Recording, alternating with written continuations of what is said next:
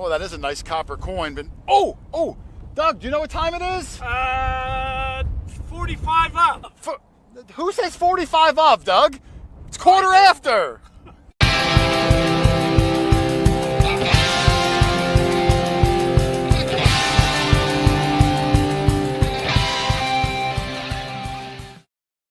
What's up, guys? Hoarder here, and welcome to, I think it's going to be a super interesting and fun quarter after. We're joined by Steve Arnold, professional meteorite hunter, star and host of the Meteorite Men television show that I used to absolutely love.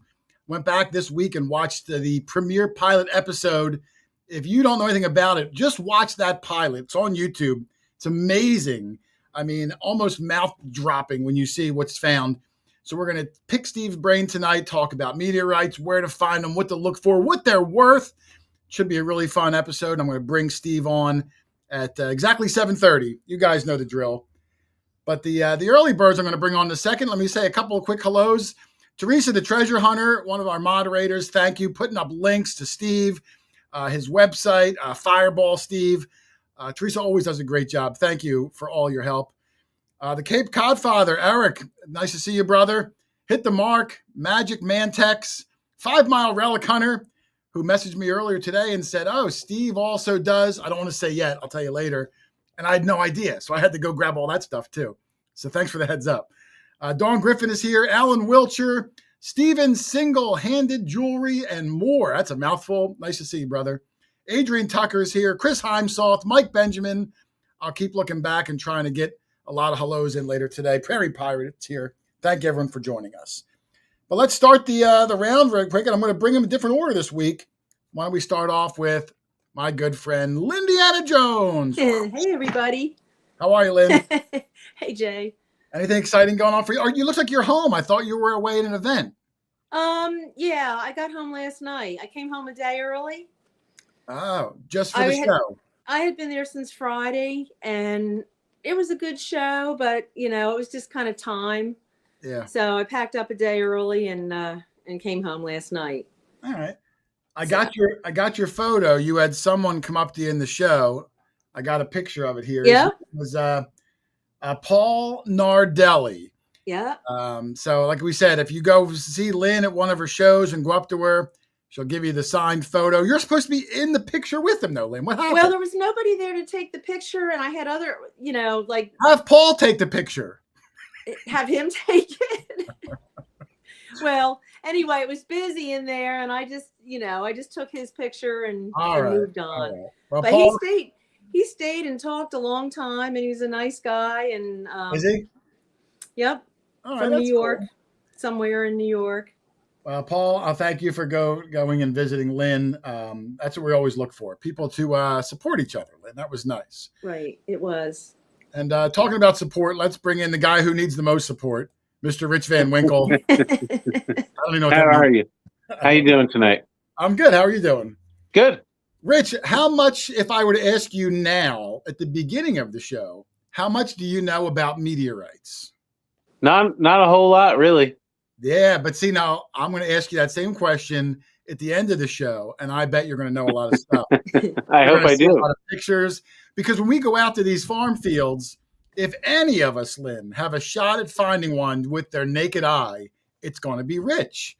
So, yeah, probably. Yeah, so I got to make sure he knows what he's talking about. And Steve is trained the best. You're really getting it from the foremost expert, Rich. I'm going to ask Steve when he comes in, but he's found a couple gargantuan-sized meteorites that may have been worth over $1 million, which is just nuts. Just nuts. So, yeah, we're going to learn a lot today. Did you get a chance to think of any questions for him? I sent you guys a link to his pilot episode. I know you probably didn't get a chance to watch it yet. Check it out. Did you watch it? Isn't it good? I did, yeah. Really interesting. I don't want to get into it now before Steve comes on, but I have so many questions. I was just so enamored. I remember watching it when it came on originally on the Science Channel, and I was hooked. It was just, I'd never heard of such a thing. I thought, where do you find it? I thought they all fell in the ocean or they all burned up. Right. But to know that they're hitting the ground and you can get out and look for them, sometimes laying right on the surface, I thought was fascinating. That's going to open up a whole new world. Hey, listen, I love treasures, and treasures different for all different kind of people. Right. So, and talking about treasure, let's bring in our own national treasure, Mr. Dog Tag Doug, Mexican Doug. James on Doug, still on the road in the Airstream. Yeah, that was the kindest thing you could say. What did I say? Introducing me as benevolently as you did. Oh, did I? Was it complimentary? I don't remember. I think it was way more than I deserve. You should have been introducing Lynn with that introduction. Lynn, Doug, where are you this week? We know you've been on the road for quite a while now. Where in the country are you? Colorado. Oh, the Mile High State, right? Yeah, and I'm kind of tired of mountains. I really can't wait to get back to the beach. Yeah. They scare me. The mountains scare you? Yeah. Okay. What are you doing in Colorado? What's on the agenda? Well, yesterday we spent the whole day having my truck towed. We did you really? Yeah. What happened? We came across Monarch Pass, which is pretty high up there, on our way to Ouray, and the water pump went.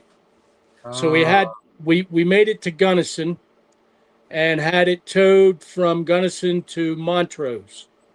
I like how you say these town names like I have any idea where they are. Well, anybody in Colorado might recognize them. All four of those people. Yeah, they are on the map if you care to look it up. Will the truck be ready before you leave that state? Well, they didn't. Initially, they said it wasn't going to be started until next week. Well, I've got to get back next week. Yeah. And Kathy did her magic, and they're going to have it done by the time we're ready to leave. So, now, what truck is this? Which vehicle did you take out? The Explorer. Oh, okay. Yeah. Well, yep. I'm sorry to hear you had some issues. Yeah, but it just adds to the adventure, Yeah. So. Now, Doug, I'll ask you the same question I asked Rich, because I know Lynn's very knowledgeable. Yeah. What do you know about meteorites going into the show, Doug? What could you tell me? Okay, I know they come from outer space. Okay. I know most of them burn up. Well, if they're a meteorite, they make it to the ground. Man, look at you. Well, hey, I know a little bit. I didn't even need Steve. I could have just I'm not just a pretty face. You know that.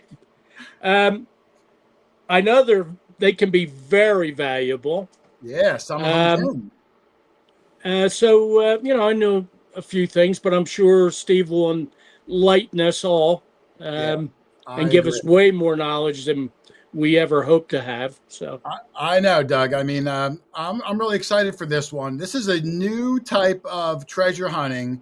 And what I like about it is, I mean, listen, you need a little bit of luck and you need to put some time into research. Right. But anyone could do it. If you get on a site that happened recently, you can just walk and eyeball them, which I love. I love a hobby where you don't necessarily need, thousands of dollars of tools, equipment, where you can get out with your family and make an adventure out of it. I love. Although I'm curious, maybe he'll answer this question for us. If you can detect for meteor, is there a metal composition? Well, we've got that answered, and you're going to be shocked, Doug, because wait till you see. Steve is also, I say this lovingly, like a Frankenstein, because he had to create these things himself. Does he have bolts in his neck? He's not he's the Frankenstein, the Dr. Frankenstein. Oh, okay. Not the monster. He's not the monster. That's good to know. Okay. Yeah.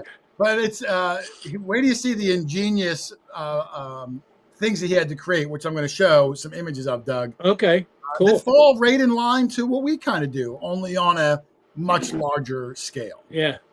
So now I'm excited for that. I'm guessing Charlie won't make it today. That's okay. I'm going to put a picture up in honor of Charlie.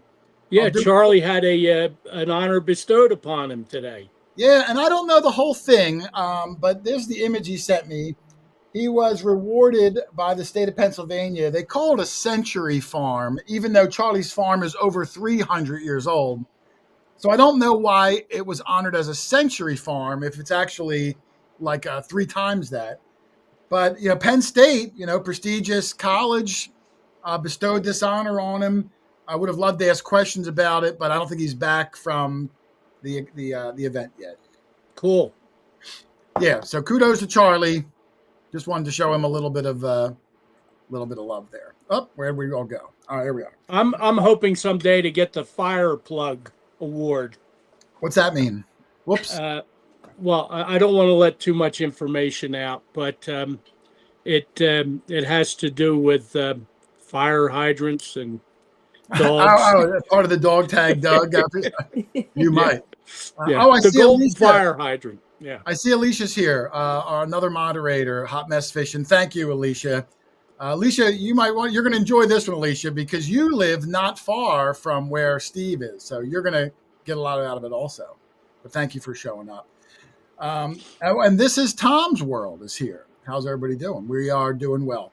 I'm going to try to remember, Doug, during the show, if anybody has any questions, I'm going to try to throw them up on the screen like this from Adrian Tucker, telling Doug that he can win the Peeing in Public Award. That honor might be bestowed on you. So, that fits right in with the fire hydrant. Yes. Yeah, I'm going to try to look for serious questions though from Steve, but it's always a good knock there from Adrian Tucker. Yes. So I'm going to bring him in 1 minute, Doug. I'm going to talk about him a little bit. I was hoping Charlie would make it. I don't think he's going to. Now, Doug, have you been doing all the driving, or are you taking turns with Kathy? Yes. I all the driving, except when the tow truck had us on board. I let him navigate the rest of the mileage through the mountains. When you get a chance later, Doug, when you're sitting back and you have nothing to do, I sent you a link to the pilot episode of Meteorite Men, the show that Steve is famous for. Thank you. I don't always tell you to watch things, Doug, because a lot of the things I know you might not like. You're going to love this, Doug. Well, I haven't gotten much in the way of emails or because of services in and out here. Right now, we happen to be in a populated area where we do have good cell service, email, and the whole deal. All right, so check that out. And there's Charlie. He's still driving home from Penn State, so he's here. All right, Charlie. But he's not here all the way. Is Charlie driving or is Judy? I don't know. Charlie's not like a driving snob like you are. Like you have to you have to. Yeah, I get that from Hoarder. Yeah, well, I know. I'm the same way. I'm like you. All right, Doug. Why don't we bring in our special guest? I see him in the green room, and I'll give you a quick synopsis of him, which I'm taking notes from so I don't mess it up. But if you're not familiar with him, tonight's guest is the world's, I'm going to say, the most accomplished and well-known meteorite hunter, probably on the globe. Steve is best known for co-hosting the Science Channel show Meteorite Men, which then got picked up by Discovery Channel. And him and his partner, Jeff Notkin, tracked down some of the rarest and most valuable space rocks on Earth. He holds the record for the largest oriented palisite meteorite ever found, over 1,400-pound specimen that I heard was worth over $1 million, Doug. He's been featured in Wired Magazine, Meteorite Times, and all sorts of other news outlets, including his most recent TEDx talk entitled How a Professional Meteorite Hunter Finds Treasure and Adventure. Steve spent decades chasing fragments around the cosmos and finding some incredible monsters. And tonight he's here to share his passion, his stories, his expertise with us. So here he is, Fireball Steve himself, Mr. Steve Arnold. And I'm going to put him in the full screen. That's not Steve. That's not Steve. You think what? Hold on, Steve. Hold on. Okay, let me turn this off.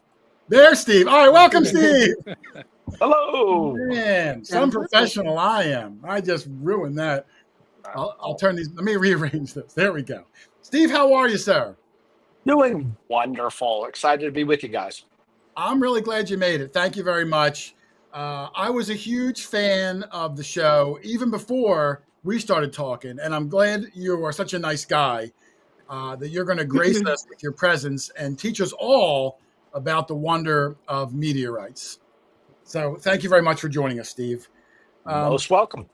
Can I ask you, can I start off at the beginning, your Spider-Man origin story of what first got you interested in meteorites? And were you a treasure hunting, collecting kind of person, or did this kickstart that part of your life?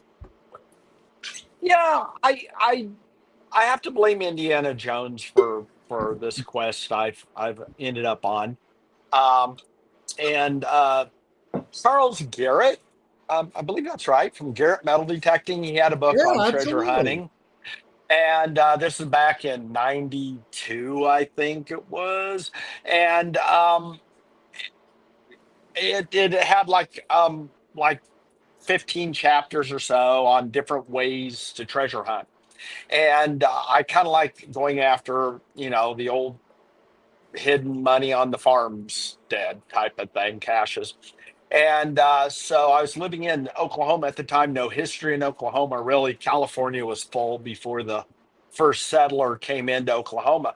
But I had grown up in Kansas, and Kansas had some history. And so I was up in Topeka at their historical library going through this old book called The Annals of Kansas. And it listed basically the lead story of the Topeka Journal every day for 50 years. And, some stories were just a headline, some were the whole story, and some a paragraph or two. And I was looking for places where tornadoes came in and just killed a bunch of people, or train wrecks killed a bunch of people, and maybe someone had, a post-hole bank of dimes, uh, you know, lost, or grandma's uh, bag of money in the Sure. flower Places to garden or search. whatever. Yeah. And I surprisingly found out there were very few natural disasters in Kansas over 50 years. This is from Oh, wow. 1875 to or 1850 through 1900, I believe. Anyway, ran across an old story about a lady who had found a meteorite, um, and sold it to the University of Kansas. Well, it was Kansas Teachers College or something like that back in the day. And um, and I kind of stopped and I went, meteorites, if they're worth money over 100 years ago, they're probably worth money today. And turns out they are. And I thought they had some metal in them, and so maybe a metal detector could find them. And so uh, turns out they do, and or most of them do. And so I started hunting for and finding meteorites, and just thought, why go get a real job? This is too much fun. No, I hear you. So My in those, hero. yeah, All right. so Steve, in those days, early '90s, pre-internet for us who've lived through the internet, what kind of research did you have to do to prepare to know not only where to go, but like what to look for? And did you have any mentors that kind of helped you with your grounding beginnings? Sure. So, because of the scientific nature of meteorites, there have been scientific papers written over the years, and so um, some of them were squirreled away in some really hard to find journals, and pre-internet, even post-internet, some of them are hard to find. Um, and there were some old books, and there were correspondence between, say, curators of museums or college institutions that would have collections, and different hunters and whatnot. And so sometimes I would go to a university and they would ask me, what are you looking for? And I go, I don't know, but I'll know it when I see it. And maybe someone wrote in saying, I've got this meteorite, do you want to buy it? And they go, no. Or we'll give you $1, and they go, no. And it's like, that meteorite's still sitting out there somewhere, right? And even if it got lost or got sold or donated somewhere else, um, maybe there's other pieces near where that one was found. And Yeah, I so, would think so. yeah, there were there is a man by the name of Bob Haig, who really is the I bow down and worship him. Harvey Nininger really is our patron saint, and he found his first meteorite, I believe, in 1923, and Wow. so he was a college teacher at McPherson College in Kansas. He saw a fireball fly over, and he had a piece of chalk in his pocket, and he marked on the sidewalk, what direction it came in. He goes, "I'm going to go find that," and he went on a quest to find. Did not find that one, but he turned up two other meteorites that had fallen, probably thousands of years earlier. But Oh. farmers had found them, and so that he was hooked, and so he started um, finding them and helped form the Meteoritical Society. And I think before his passing, he brought 600 meteorites to science. So he did a lot of the entrepreneurial type. In 1930, he left right after the stock market crash. He he went to Jonesboro. There was a meteorite that landed there. There's 860 pounds, and he bought it, and he borrowed $3,000 in 1930 from a banker friend of his. Bought that meteorite, flipped it a couple weeks later to the Field Museum in Chicago for $6,000. He paid the banker back Wow. 3,100 or whatever, pocketed the rest, had that nest egg of $3,000, and decided to quit his secure. He wasn't tenured yet, but he was a teacher. He was in a nice government job, and he quit that to go into this entrepreneurial career of finding and buying and selling meteorites that did not really exist before him, and Yeah, so and he had to create the market for it then too, because if yeah, people, the average guy is not aware, you got to right. educate them what they are, and then try to set a price. Yep, yep. And back then, there were very few. There were a few institutional collectors and a few individuals. And I mean, the nice thing is everybody knew everybody back then. And Sure. anyway, he stuck with it till he was 99 years old, and so he Wow. really was the inspiration and an example through the years. He wrote some books, a lot of papers. He was the Meteoritical Society formed what was called the Meteoritical Journal and the Meteoritical Bulletin, and so every year they would list all the new meteorites, and usually it was about a dozen new meteorites would come to science. So maybe three would fall and be found, and maybe seven would be a farmer would dig one up or something. And now we're getting a couple thousand a year coming to science. So Yeah, it's a little bit.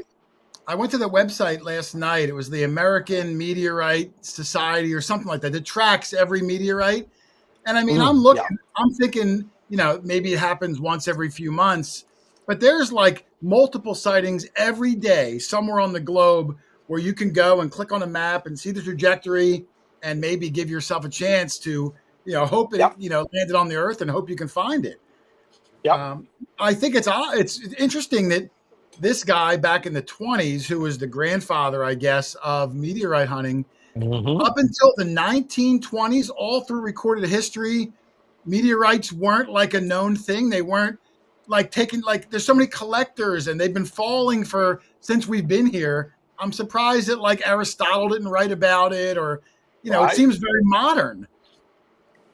Yeah. Yeah, it really wasn't until 1803 when there was a fall in Legal, France, where just thousands of specimens landed over this village, that science had to, um, you know, actually admit, okay, rocks can fall Yeah. out of the heavens. Yeah. And there had been a few over time that had landed in Sesame, France as well. One landed in 1492, Oh, that's and a good year. it sat in the little local castle church thing for 500 years now. But science kind of just blew it off like, just any other pseudo scientific, item. Yeah. And so yeah, it has been. I believe it was 1806 or '08 when Western Connecticut fell. It was the first one in the United States. Now you got to remember we had people here for a few hundred years, but finally one landed and a bunch of pieces were found, and And that I'm started it kind of all. yeah. And Thomas Jefferson, there's kind of an apocryphal quote attributed to him that something to the fact that I would rather believe that Yankee professors would lie than stones could fall from the sky. So, Yeah. I and guess he and lives he in was he, it must yeah. be a So weird concept.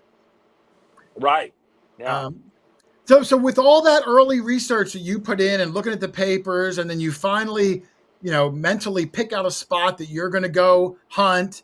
Do you remember the first meteorite that you found and picked up off the ground in the history of Steve?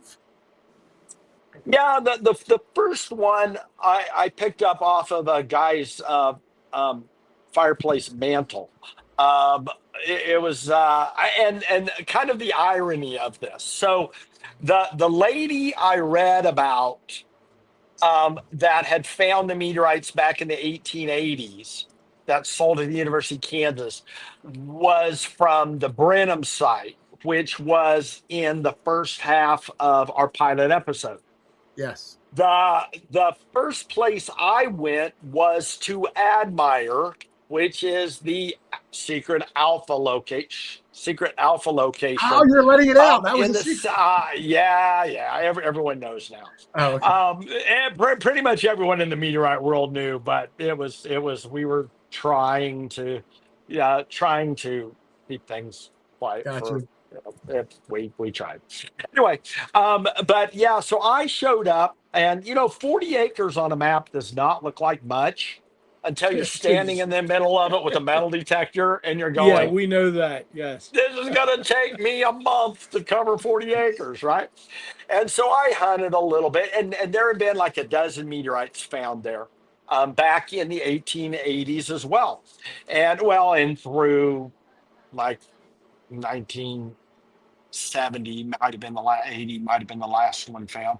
Anyway, so I went back and I tried for a little bit and get a little too hot. I'm going to go talk to see if there's any farmers that know of any, or maybe hit some with a plow. And um, someone said Shorty McKnight had a one on his farm, and people were asking, or well, he had like this 100-pound rock sitting by his barn with a sledgehammer on it, and anybody who came on the farm was challenged to whack the rock, and if a piece broke off, they could keep a piece, and Wow.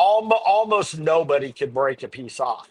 And so he had sold his farm like 5 years earlier, but he lived in a nearby town, and so I looked him up in the phone book. Yeah, people look at me strange when I tell them there used to be this book that had everyone's name and phone We number in remember it. that You could book. Right today, kids are like, no way, really?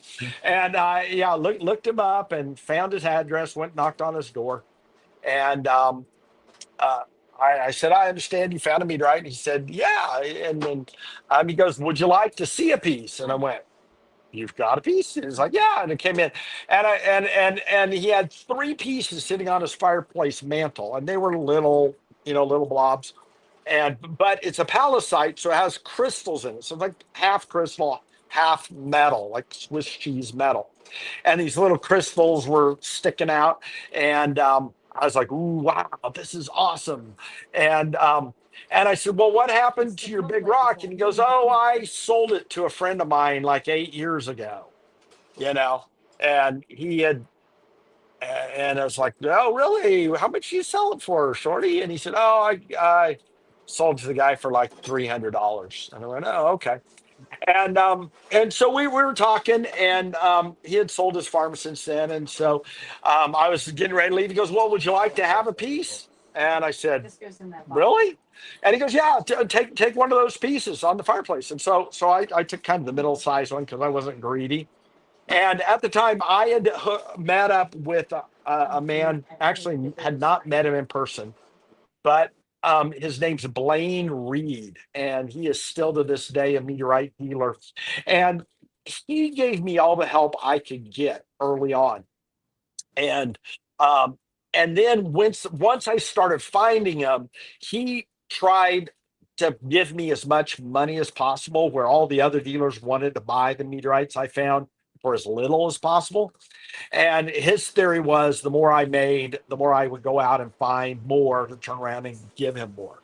Makes sense. I said, Blaine, I think I tried. So this is how appreciative I was. My very first piece, I put it. I said, Blaine, I got a piece, and I go, do you want to buy it? Because I was like, I need gas money, and he said, sure. So as horrible as this is, Shorty gave me one of his 3 last meteorites. I turned around and sold it to him. A week later, a check shows up in the mail, and it was for $112. And in the memo, it said 112 gram Admire. And Blaine gave me $1 a gram for that rock. And I did the math real fast. Okay, 100 pounds, that's 454 grams to that's like 45,000 grams at $1 a gram. And Shorty sold it for like $300 8 years ago. If I had just gotten here 8 years earlier, You got here earlier. So I was hooked. And I went on a quest of trying to find meteorites, but I fell into this fairly early, finding other finders, because Harvey Ninger's son-in-law had kind of taken over the meteorite business out of Denver, Colorado, and he had passed away just a couple of years before I got involved. And so there was like a void, and there for 75, 80 years, there was someone that annually would go around the different communities in the Great Plains and would talk about it and get stories written, and so I started kind of doing that, and I would hunt when I could, and when there's a fireball, I'd chase after it, and anyway, that was my start. Yeah, I'm going to show the people real quick. Hold on, I'm going to unmute here. I'm going to show the people a little clip that I grabbed from the pilot episode. I don't have any sound, so we can narrate over it. I'm going to make it full screen because I know for the people that never seen it before, this is kind of how they would do it, from the best of my understanding, is that as that meteor comes in, meteor because it's still in the sky, you can see it breaking off apart in the atmosphere, and the smaller pieces over here starting to fall off. So those small pieces hit the ground first, the larger pieces go a little further, and that creates this, which is known as a strewn field. Is that correct, Steve? Yeah. So that's kind of what you would use to kind of plot out where you're going to hunt based on people's observations of what they saw and the angle they saw come out of the sky. Do I have that sort of correct? Sure. At the beginning, we're kind of trying to figure out where the rocks are not, where they can't be, and narrow down where they could be, and then where are they most likely in the could be area. And so it depends. In this particular case, the first pieces were found back in the 1880s, when the ground was starting to be broken. The farmers would come in and they'd hit the plows on the shallow ones. And so there was some knowledge and some mapping done over the decades with that one. And then, but like if it's a fresh fall, a brand new one, then we're kind of going from scratch. But whether something landed 5 minutes ago or 5 centuries ago, they kind of land in the same kind of a pattern there. Right. I can see that. and that field is this map. I put it up again. The large star here, was that your record finding size meteor? Yeah, I do believe so. So Jeff made this map, and I think he. Oh, it might have just been for TV. Yeah, actually, I think the two that are right are that I know, the big one, and then the next biggest one, Yeah, this are one's the empty. or yeah, those in there. Those three. Uh, the others are, yeah, yeah. All So right, close. It's close enough. Um, yeah, and then from what I gathered was in this field or thereabouts Mhm. is where you found your mega mystery, your mega meteorite. I think I have a photo of it here. And this is what kind of put you on the map as far as this guy yeah, is a mega meteorite finder, and the show kind of formulated around this behemoth. Is that right? yeah, kind of. So, I think, There's another so shot, that I think. I yeah don't know. that so I found that in October of 2005. So coming up on the 20th anniversary in a couple of weeks. Um, and That kind of set off some dominoes. It was a slow news day, I guess, and There's another shot of it there. I mean, this is yeah, the iconic shot that everyone, if you look up, Steve's name on the internet, this is the shot that comes up. This 3/4 ton space rock that you dug out of a farm field in Kansas, I believe, right? yep, And yep, this kind of shook the world, the meteorite world, because most people, when they think of meteorites, you're thinking of golf ball size fragments. If you're not in the hobby, that's what your brain goes to. To see this thing that you dug out of a farm field made national news. And I'd like to think was probably the catalyst of what was the idea for the television show. yeah. So it was there was a series of dominoes that happened with the TV show. So that led to um, we waited a couple weeks before announcing having found it. Put out a press release. Jeff Notkin was my friend, and he had come out and helped me hunt while no one knew we were finding him. I was finding him, and so Jeff came out and helped a little, and then we decided, let's announce it. And all we have to worry about, as long as there's not a natural disaster or a terrorist attack, we're going to be okay. And it's like you want to do it on a Tuesday is like the ideal for a press, and we did. And there was some hotel that got bombed by terrorists like 5 minutes after we announced it. Oh, really? But then, yeah, it was like, oh, great. Anyway, ABC out of Wichita had a policy of doing their opening story live somewhere from Kansas. And so they said, "Hey, can we come out?" And it's like, "Hey, yeah, come on out." So they did this live little thing at the beginning of their nightly news, but they did it by satellite, and so they shared with the network the cost of the satellite, and so it put it up there for free. And the Weather Channel picked up the story because it was free, and at 3 in the morning, and then the Today Show, they wanted to do a live interview with me a couple days later, so I did that. And they asked me what I wanted. Like you can see Steve Arnold there. They wanted, how do I spell my name, and what do I want as a title under my name? And I thought about it. I went, ooh, how about professional meteorite hunter? And so that was the day I became, because, as according to NBC Today show, Steve Yeah. is a I mean, professional meteorite hunter. but when And you find that, and I'm assuming that yeah, wasn't on the surface. You had to that yeah, you seven had to go feet down four deep. inches, Yeah, you had to go down deep seven for that. feet 4. Hmm. Now I'm gonna get into let me fast forward my little slideshow a little bit because I want to kind of get into how you were finding these. And if people didn't see it already, I'm going to jump into, that's kind of where Meteorite Men came about. A few years after that mega find, this show hits the air on Science Channel, Steve and Jeff, which to mainstream people that don't go out and treasure hunt, this was a new, fascinating thing that most of us never heard of before. So it really did take over, all the airways. And I'm going to show you, Doug, if you're paying attention. I have you muted, Doug, because you were a lot of noise coming. I'm going to unmute you for a minute. But I'm going to play through this a little bit because Doug was asking how he finds them. I got some photos that I grabbed from the pilot. I'm going to run through.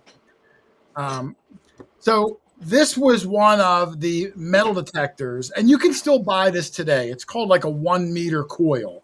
So it's 3 feet by 3 feet, and you can, there's a little control box there.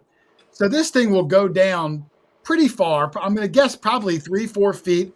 Is it a PI machine? Is it a pulse machine, Steve? Yeah. All right, so it uses a pulse inductive frequency to go down, which doesn't give you a lot of information. He's just looking for deep iron targets that wouldn't really be man-made once you get down a few feet. There'd be no reason for that for the most part. But then what Steve did, which I thought was amazing, is he took that idea and kind of turned it into this contraption, which is this several of those 1 by 1 meters put together, or did you create this totally from scratch in your head? So the 1 by 1 meter, I guess by definition, the coil is 4 meters long, which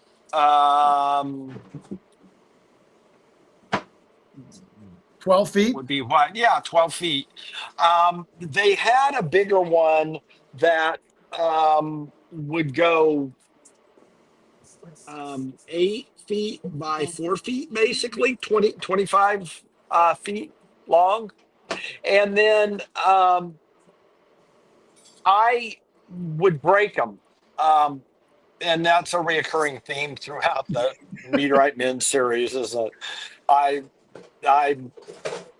test quality control. Let's put it that way. And so I would, because part of this is like, it's the machine, the faster you go, it's still good. It's like trying to run through an airport metal detector real fast and them not catch your gun. They're going to catch your gun, right? And so it's like, hey, the faster you go, the more ground you can cover. But the faster you go, things break. And when they break, then things like wires get pulled into. So I had broken a few of these 25 foot long coils.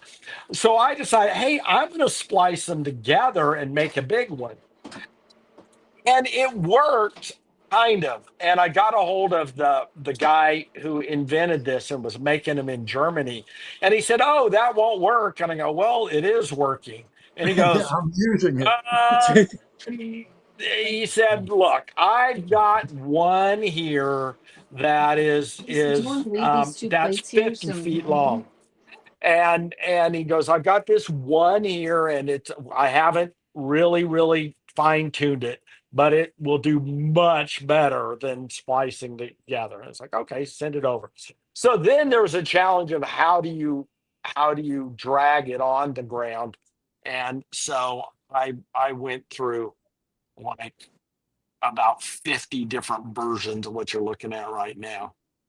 Because this version is basically, you're just dragging those PVC legs on the ground over rocky farm fields, and the PVC would crack and break, and you're constantly making repairs. That's what I said before the show. It's very Frankenstein, Dr. Frankenstein. But you know what? Listen, at this point, you're still an amateur looking for these, so you're just a guy with using ingenuity and willpower, putting this together to give yourself the best shot of reaching these potential deep monsters. And this thing, it was fantastic. And you would pull this thing behind your truck or a quad or a 3-wheeler, covering basically whatever the width was, 20 feet as you go down this farm field, hitting pieces of iron that might be 10, 20 feet down?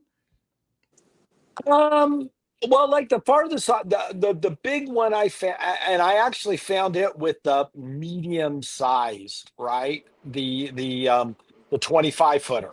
Okay. So, and that was 7 feet 4 inches deep. So, um, yeah, I that was the deepest I've dug with any of them. So really, it was more the width was the bigger concern than depth, because in Kansas where we were at, the rocks will punch in the ground a little ways, but then over time either the ground goes down or it goes up, or it stays the same. And there in Kansas it had gone up like 3 or 4 feet over 10,000 years. And so, and then farming and the Dust Bowl probably removed a little bit of it, over the years. But there's a kind of a limit to how far. So it was a little more of let's get a wider swath to cover the ground a little more quickly. Gotcha. So let me see. So there you pulling this thing along the ground. Uh, Great action shot there. And you can see the control box is around Steve's neck. So Yep. as he's going this quad, which the quad is noisy as it is, but when this detector coil goes over an iron target, you're alerted either with a sound Mhm. or a vibration or whatever it is, and then Sound, yeah, you could hear it over the sound of your quad. yeah. Or I had Oh earplugs yeah, in. okay, that's true. So then when he hears the sound pulling this thing, he would pull over, get off the quad, and then they would use the 1x1 to kind of pinpoint, where Hmm. that target was. And then, like we do, you kind of dig down and you hope for the best. Yep. Sometimes it could be big iron. In the episode, he had what we'll call a meteor wrong, I think is the funny term they use. Yeah. But sometimes, you do get on the right thing. And in the pilot episode, this is one of several incredible. That's a meteorite. Like, how many people would even know that? Must be some sort of an iron core, not a stony core, to be able to get picked up on the metal detector, I guess. Yep. Uh, and this one, I believe, was like over 100 pounds. Is that right? Yeah, the two we found there were 230 and 280, something like that. And that's pounds. That's not ounces. I Pounds. mean, that is a Right. monster size You meteor, can't right? pick it up. Yeah. Now, listen, but I got to ask, and you can lie to me. It doesn't matter to me.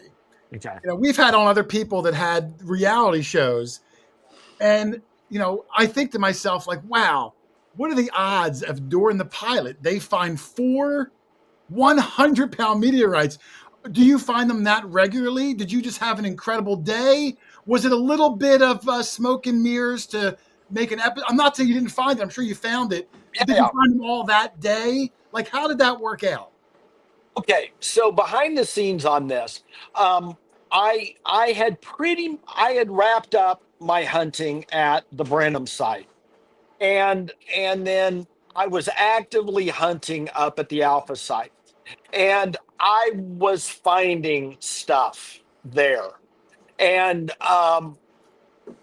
so when the network, when we got greenlit and got the contract to do the pilot, they said they said, what are the odds of finding something at Alpha? And I said 100%. Like I am finding them regularly. And so what I did was I got a signal, and on like while we were talking about this, and I went out and I dug down, like, I don't know, I was like 8 inches, and I got the nub of a meteorite, Oh, so and you I know it co- was and I there. and I and I covered it up, and I Gotcha. said, if we have to find one, Yeah, I've here's got one. one, I like right? it. And so, but and they said, okay, so we want to go to Brenham, where you found your big one, and we want to hunt there. I go, well, we won't find anything there. And they go, that's okay. We know that. That's fine. We'll go there. We won't find anything. We'll go to the alpha site. We'll hunt, and we will find some. You will find some, Steve. I go, yeah, yeah. That's your crescendo moment. Worst case, I said, I don't know how big it is. I don't know how special it is, but and so okay, and so no, we were already greenlit, but they just. So I've learned that drama on TV is wonderful on TV. Sure. Drama in TV executives' offices, not so good. Okay. So they want the sure thing. And normally, and especially on reality TV, that stuff is scripted. Like the production company will write out every word that is said and everything. It's all blocked out. They send that to the network. The network goes, no, we don't like that part. We love this part. And they argue back and forth. And then finally the network will say, okay, here's a check. Give us what this final draft is. And then they go out and they make it look like it's really happening. With us, ours was like 3 pages long. Jeff and Steve are going to go to Kansas. And this is where Steve, this is the detector. This is the type of meteorite. This is the science. This is whatever. And then we hope to find something. So, sure. and then, like there little things like, we got nicknamed by our senior producer the MacGyver moment. So when something would go wrong and I had to fix it, or Jeff and I had to fix whatever would go wrong,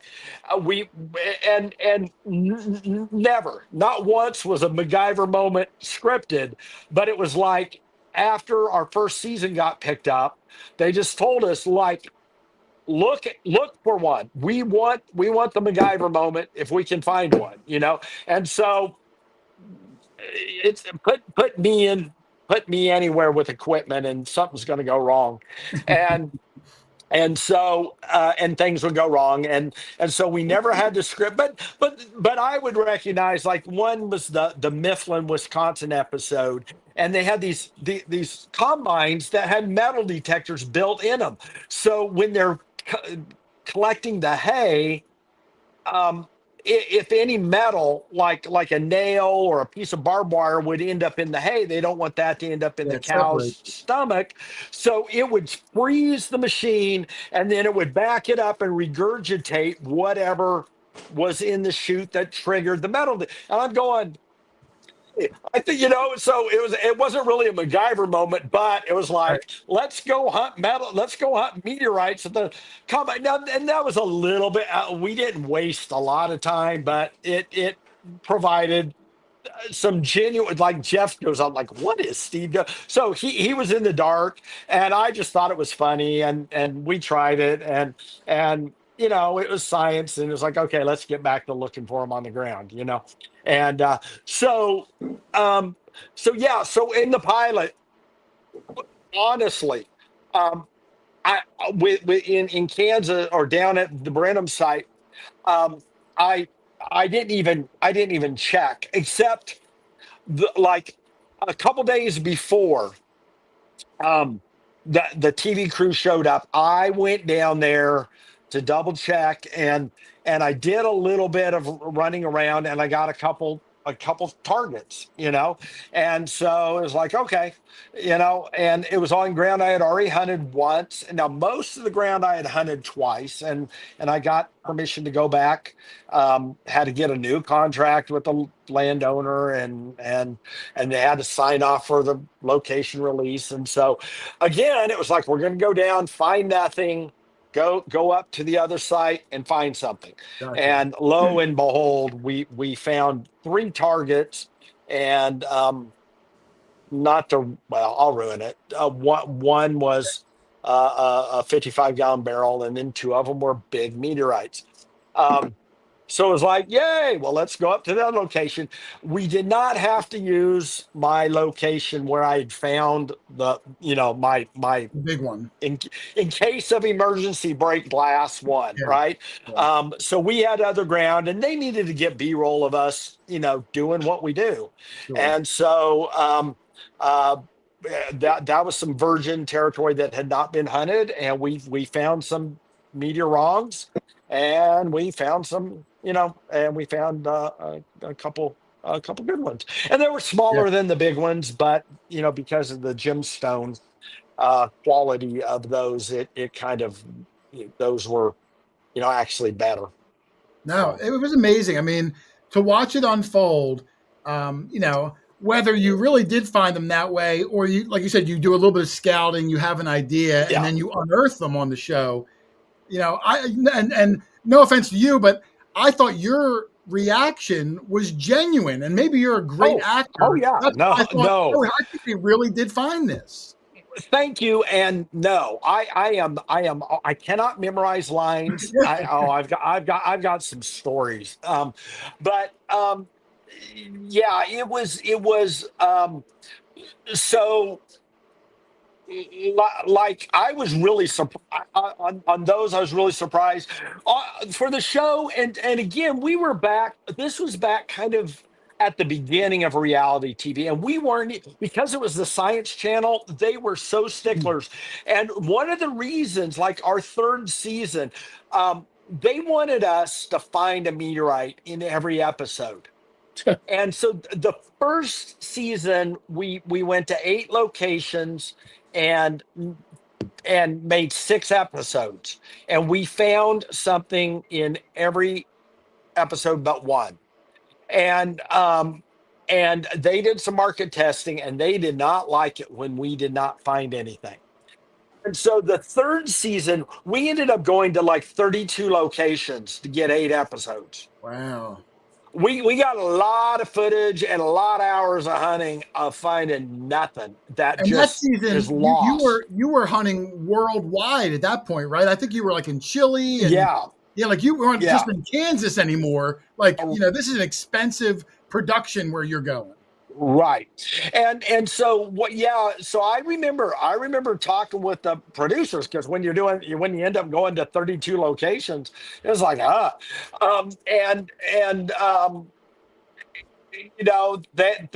I remember telling him on the phone. I go, hey, if we have to find one, and they go, no, you cannot plant one. No, they just insisted, and it's like, Because okay, your I acting might just not be good. Yeah. yeah, If it comes off that you're a fraud, then it's ruined. So you can't yeah. really do that.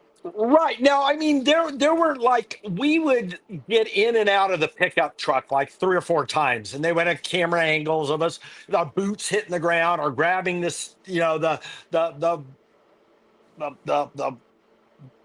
steering wheel, or grabbing the door latch.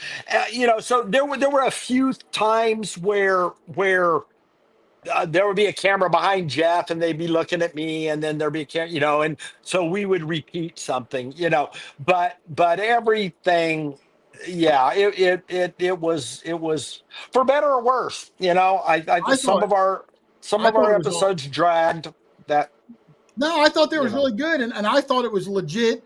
And I'm And sure it, I and can it made it made envision. it made me mad, because at the same time Storage Wars was on. All right, Yeah, so and it's like, really, you're finding Abraham Lincoln's pipe, and you're finding George Washington's autograph quarter, yeah, and the Declaration of Independence, all in the same yeah. 3 storage units that week. Really, And you that guy know. didn't pay the $12 bill. He let it all, he let it all go for the $12. Right, yeah, Well, that's what reality was back then. There yeah. was a metal detecting reality show. I've been trying to get the guy on. I don't know what happened to him, but he was like a former wrestler, and he would come in with like a metal detector and say, like, "Oh, I hear something on your driveway. Get a backhoe and dig their driveway up." And then there'd be like a treasure chest full of gold. And like even me at the time, who didn't know anything about it, I was like, "Wow, that seems a little, like I'm having a hard time believing it." But I never got that impression from your show. Yeah, well, the WWE didn't never come ask me to wrestle either. So, Now, let me go on. I want to go on a little bit to the meteorites themselves for the people out uh, there that might want to try to look for them. I have a few pictures of some general ones. If you can explain what are the different types of meteorites that people can find, and then I have some pictures of what they might look like. yeah. So like 90% of the meteorites are going to be stone meteorites, chondrites, as we call them. Yeah, let me see. I think And yep, there's a chondrite. They have chondrules, those little round, and there's one nice big one in that picture. Those are the first solids that formed in our solar system. And those little round blobs floated through space. And as they would get close to each other, they would accrete together. They created a little bit of gravity and they would hang out. And there were little flakes of metal floating in space too that would get caught between those chondrules. And the small meteorites would, or the small asteroids, if you want to be correct, and actually meteoroids are when they're really small. The small asteroids there was a little bit of radiation, a little bit of heat early on. And that heat would start to melt the rock. And if it got bigger, the body would get hotter. And if it got really big, it would be so hot it would melt everything. wow. And that melting would take about the 10% metal that typically was caught between those chondrules would turn liquid. The stone would turn liquid, and all that metal goes to the core. The heavy metal goes to the core, like Earth. We got 10% of Earth is metal because it used to be mixed in with the rest of the rock. The lighter weight rock floats up higher, and the real light rock is up on the mantle at the surface of the body. Then over time it would cool and harden, and then if another asteroid would come along and whack it, break it apart, if it was a really big collision, that 10% iron in the core, kind of like the Tootsie Pop inside of a Tootsie Roll inside of Tootsie Pop, that 10% would break apart. So our all metal meteorites, and it's only like 2%, 1 or 2% of our meteorites are all metal. But 100 years ago, half the meteorites in science in museums were the all metal ones, because when a farmer would hit one or they would run into one somewhere, it was obvious this is different. The stone meteorites, which way outnumber the all iron ones, still have a little bit of metal in them, but they were more hidden, unless you get to places like Kansas where there are no rocks, or they were witnessed to fall, and you get a rock that hits the ground and there's a hole in the ground and there's a black rock in there. It's like, oh, that just came out of the sky. So then over time, we're learning, there are more stone ones, and we're metal detecting, and hot rocks were like practically. I remember I was doing a rock show in Illinois at their state annual rock gem and mineral show, and a guy came up that had a booth there, and he said that he would nugget shoot out at Gold Basin, south of Las Vegas, just over. We did an episode at Gold Basin, and he said that every year he would park his RV in the same spot, and he would go out hunting gold nuggets, and he would find gold nuggets, but he had these hot rocks, and every time he had a hot rock, he would put it in his pocket and keep going. He wouldn't bother looking at it or anything. So he got home at night, he'd cook himself dinner, and after dinner, he'd pull out his hot rocks, and he would look to see if any of them had gold in them. And most of them did not. And so he would go out of his front door of his RV and he would throw those hot rocks. And he did that for like 12 years. Oh my goodness. And then word was before our show, but word broke that meteorites were being found out there. And so the year he found out, he pulled his RV in the same place he parked the last 12 years. And the first thing he did is he did a 180 around that front door of his RV as far as he could throw. And he ended up finding like 30 meteorites that over the years he had found and threw away. Wow. And he refound them. He created his own strewn field. Yeah. So, as people are getting aware and now we got Ring doorbell cameras are helping us. That's our I've kind of our seen some of technological those. breakthrough. Yeah. So in helping triangulate where they land and where to look for them. So technology keeps advancing, and before long, NASA's gonna have drones that there'll be a fireball, and there'll be 50 million drones across America, across the world, and an army of drones with magnets hanging off of Yeah, that's true. Tracking all of strings, them. and they'll just go and find them and hover down and pick them up, and Yep. I'll I be have out a of, I'll be few. out of a job.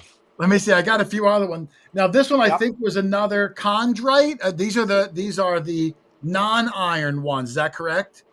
correct, but they still have some metal in them. Well, these are now because there's no metal in there. They're all just stone. Will these crumble easier in your hand or just in the No, earth? No, they will. They still are still solid rocks. yeah, yeah, very dense. Then I have some of the other one. Now these are the ones that I kind of think of where I Hmm. think they call it a fusion crust, where Yep. the fireball of it falling down puts that black burnish outer coating that I think, and maybe I'm wrong, it kind of turns that outer coating to like a glass, and then over time it might crack up, and that's what those fault lines look like, those microscopic lines. Or am I Yeah. incorrect? You're close. You're close. So you've got a rock that is at absolute zero out in space, frozen. It hits our atmosphere, all right, and it's really the impact against the solid aspect of our atmosphere that does most of the breaking. And sometimes there'll be a little bit of a fireball and then it breaks up. So it's a couple thousand degrees on the outside, but it's still whatever 300 degrees below zero or whatever absolute zero is inside. So it's like taking an ice cube and putting it to a blowtorch, right? It's hot at the very outside, but it's still frozen just a millimeter in, right? Gotcha. And now sometimes there'll be a weak points and it'll crack. And sometimes there's a lot and it breaks up almost into powder and then it melts away, ablates away to nothing. Now, once it exits the fireball, then it hits dark flight and it's still frozen and it's still warm. It's still moving pretty fast, but it's slowing down. But then it'll free fall for 3 or 4 minutes back in 50 degree below zero space air, for the last couple miles of falling. So it's back to cold again. So it goes from cold to hot, back to cold, and that's contraction cracks. And so it Oh, kind of okay. shrinks back, the freezing shrinks it back up, and then Got it kind of solidifies. Now these rocks, I mean, and I'm going to get these facts all wrong, but when they're hurtling through outer space, they're going like what, like 20,000 miles an hour or whatever the number is. I don't know. Um, It's a range. Yeah. they're going super like a faster than a bullet. But Mhm. when they fall to Earth and they hit our dense atmosphere, it slows them down significantly. Yeah.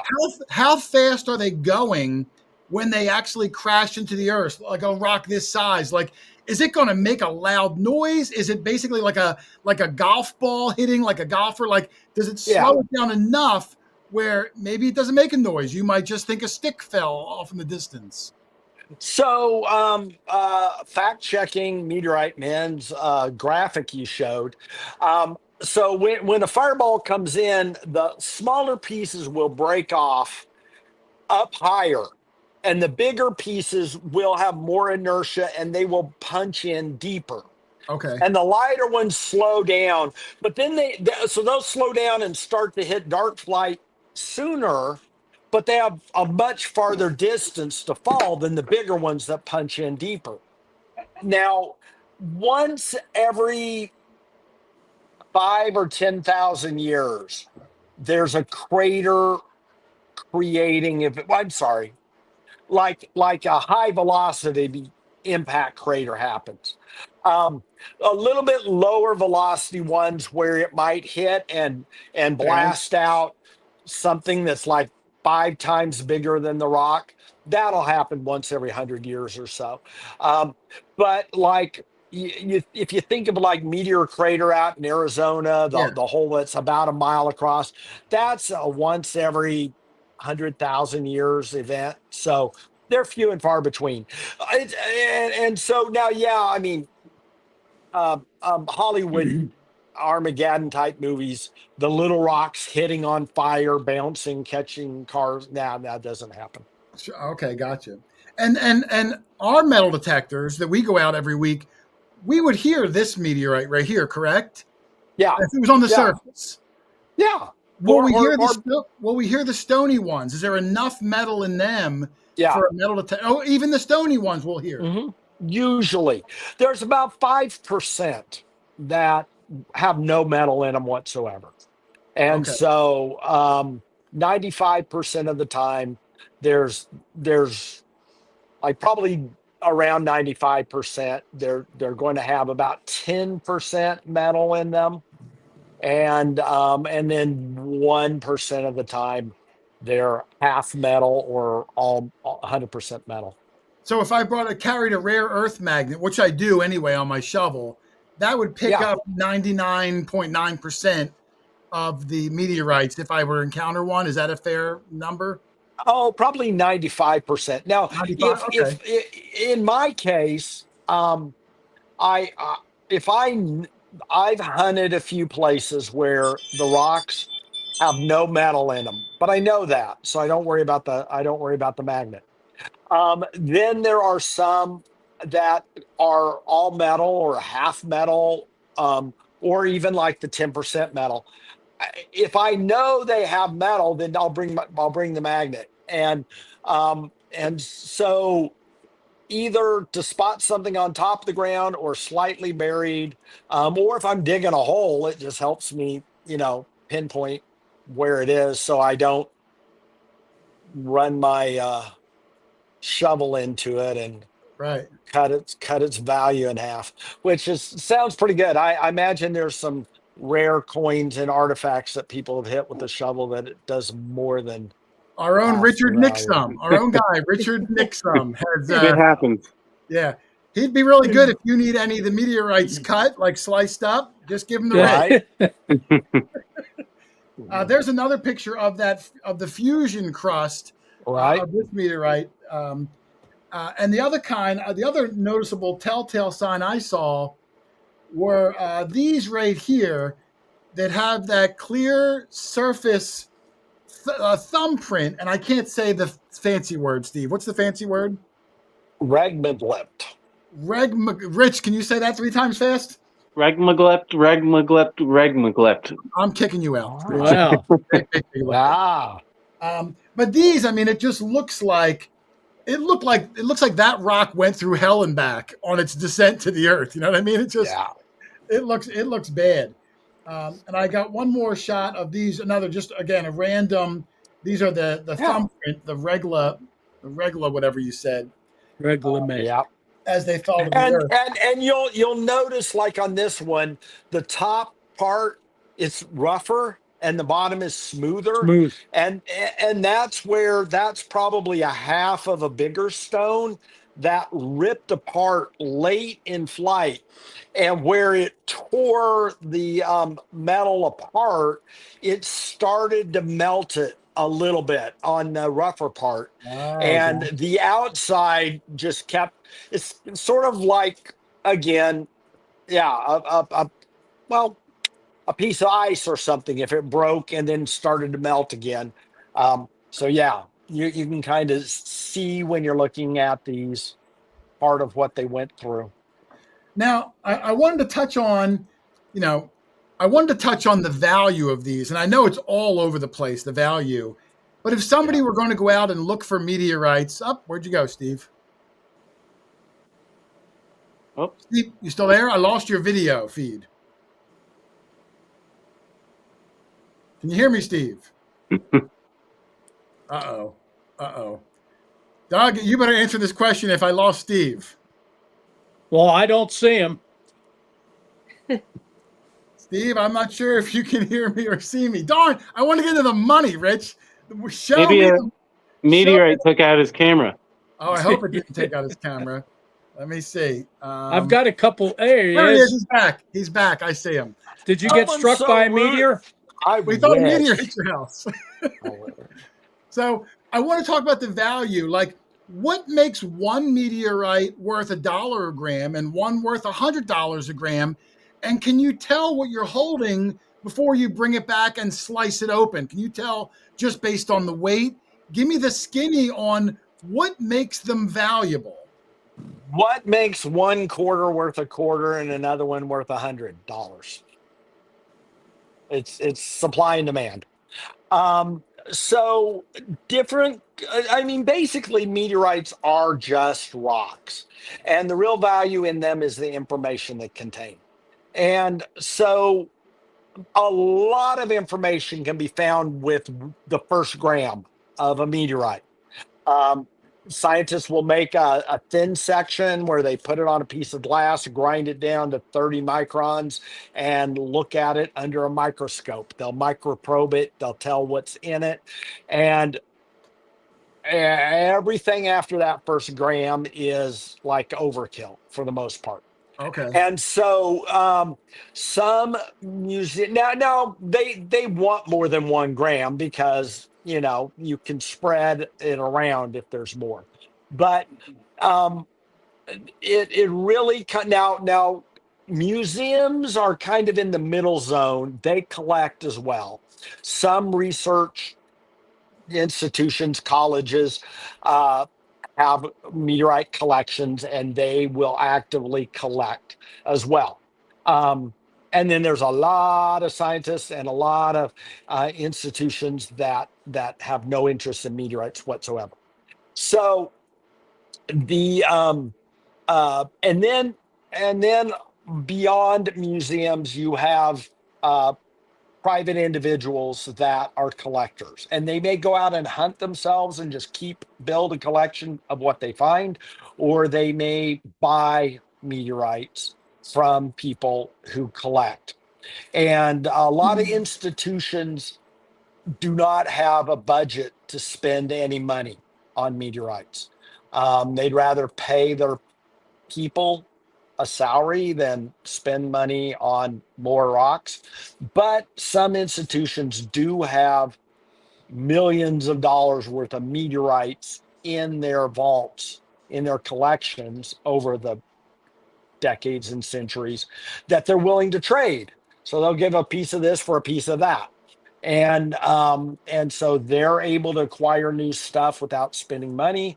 And as a meteorite dealer, I can help science, but also make a trade, and I get a piece of something that maybe was found 100 years ago. And the collectors aren't able to have a piece of that because the museums have it all. Sure. Well, if I can pull some out, then a collector will come and say, "Oh yeah, I'll buy a piece of that." And Right. so there is a symbiotic relationship with us, unlike some areas of science and some areas of collecting. My hero Indiana Jones ran into that attitude out there, right? This belongs in a museum. So anyway, so there is it's kind of a supply and demand. Now there's different types of meteorites, and so some types are more rare than others.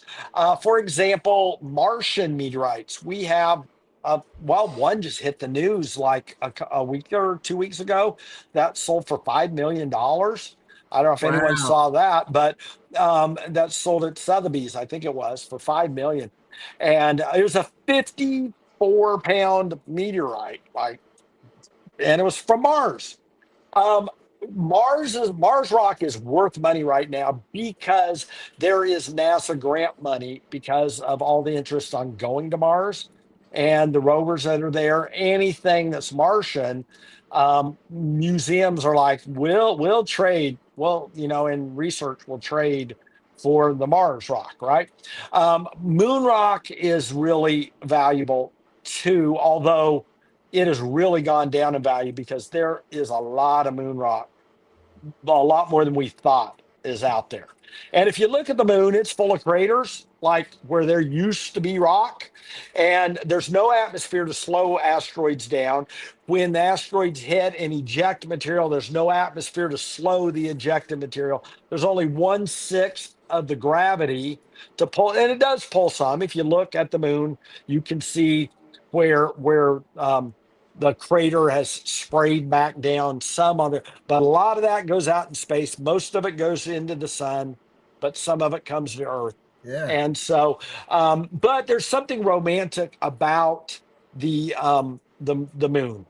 And and with NASA and the Apollo and like this attitude that moon rock is a national treasure.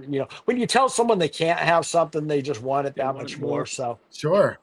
And so, but fortunately, there's been a little bit more moon rock come on the market than there's demand for it. So the prices have gotten crazy cheap. So it's one of the biggest sellers right now because, for the same price, people would rather have a piece of moon than just a piece of a normal asteroid. So I agree. I would think Moon or Mars sounds really appealing than a random asteroid from the asteroid belt. Right. I have some photos. But then when rocks fall, like there was one that fell in Georgia a month ago, and a month and a half ago, and I ran out there and I found some pieces. One went through a roof of a house, and so I it made the saw news. that on your Facebook page. Yeah.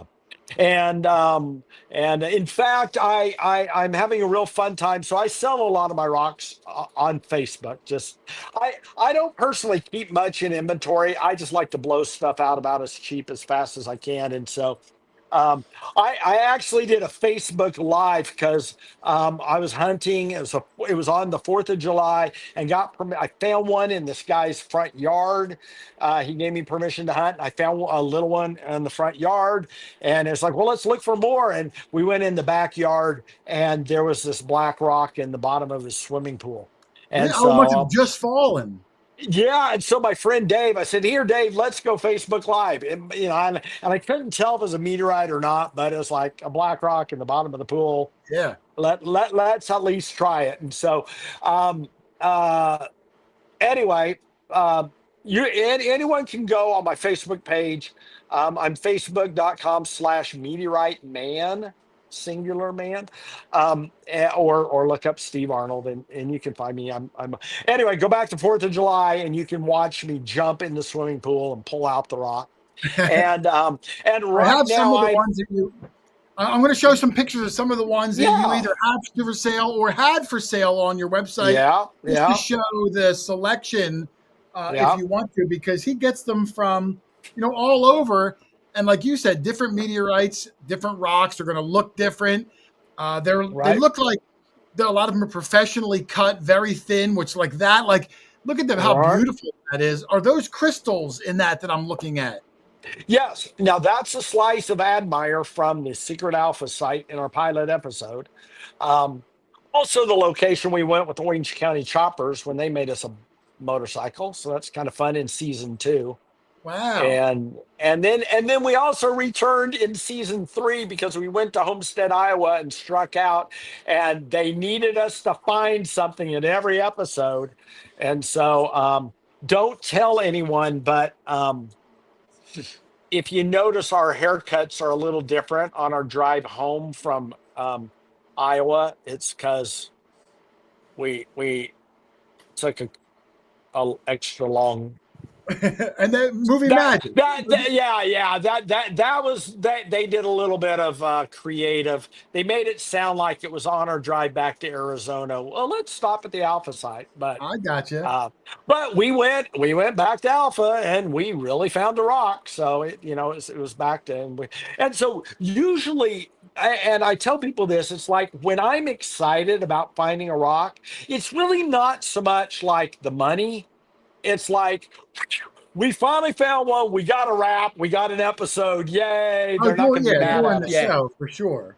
Yeah. So now when you find a rock like this, that's one I'm showing up here, this Admire, I'm guessing that value-wise, since you are a professional now, seller of meteorites too, to share them with the world, I'm guessing it's worth more if you cut it up and sell the slices than the rock as a whole, or maybe usually so.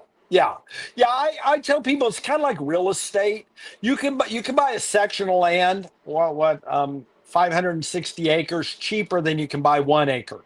okay. Right? Or a 50 by 50 city lot, right? The smaller it gets, the cheaper the total cost usually is, Sure. but people can stretch a little farther. So Yeah, and you can share it with more people. yeah, you can buy a hamburger, you can buy a cow. Yes. It's cheap. It's cheaper per pound if you buy the cow, but it's cheaper for lunch if you just buy the hamburger. Yeah, more people can afford them. Here's Right. another one, like looks completely different than the last one. So I said it's such a range of different types of these space rocks you can find. Yep. And what I like about it is, like this one, it says location Sahara. Maybe it was a certain meteor that was tracked. Where if you found this piece, if someone goes back to that spot 25 years later and finds a piece, you could tell if it was from the same meteor because of that microscopic look. So it's really important to list where you found it, when you found it. So it creates, because if you can tie it to a known meteor, that's probably makes it more valuable also. Yeah, it depends.